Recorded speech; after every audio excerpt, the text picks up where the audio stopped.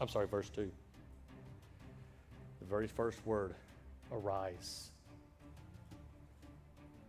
See, that's an important word here. Arise. See, God often speaks to us in a similar fashion as he did to Jonah, in ways that's individual to us. See, we don't know how he spoke to Jonah. We just know that he did.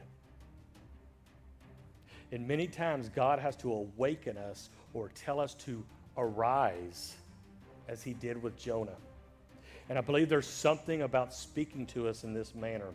The Hebrew word for arise is Koom. It's Q-U-M, which means to stand up. Everybody, just for a moment, would you stand up, if you can?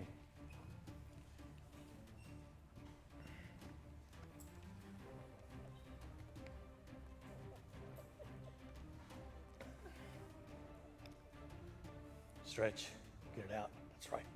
We're standing. Something about standing. You see, keep standing. Don't sit down yet. When you sit down, it's easy to get too comfortable sometimes. There's a reason in church today we like the comfortable chairs, right? Because it gets comfortable. It does beat the heck out of those old wooden pews. Yeah, those are painful. And these are much better. But then sometimes we get too comfortable. And so the word that he used was koom, again, which means to stand up. And by telling Jonah to stand up, it's almost as if he is making sure that he has the attention of Jonah and that Jonah is awake. I've never been in the military.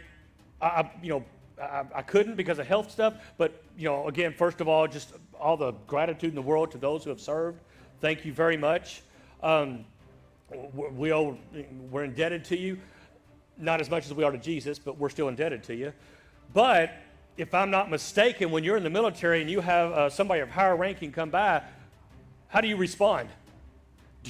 Do you stay, what's up, man?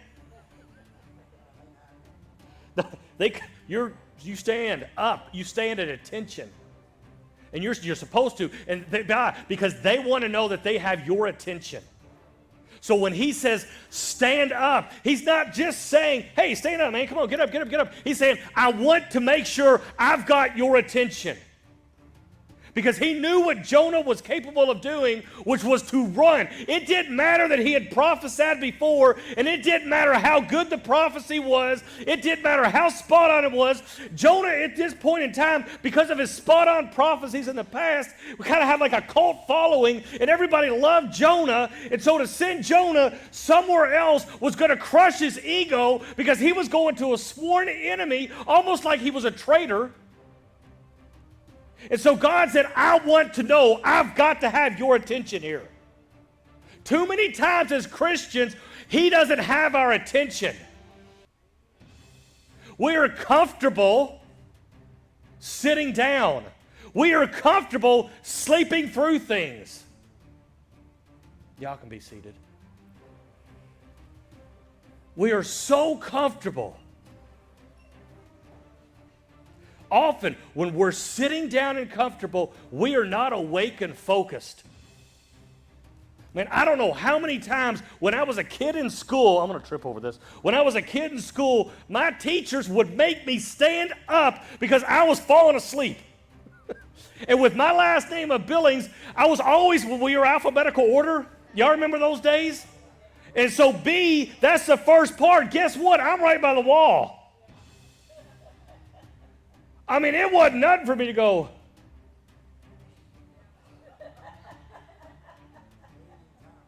It was a leaning tower, exactly. And so I'd hear a teacher. Man, I remember one in particular. He was actually the father of a buddy of mine growing up, and he happened to be one of my teachers. And I don't know if I thought I'd get away with whatever. I don't know how many times he kicked me out of class and made me stand, and then he'd go out in the hallway and make sure I was standing and wasn't sitting on the floor because I kept falling asleep.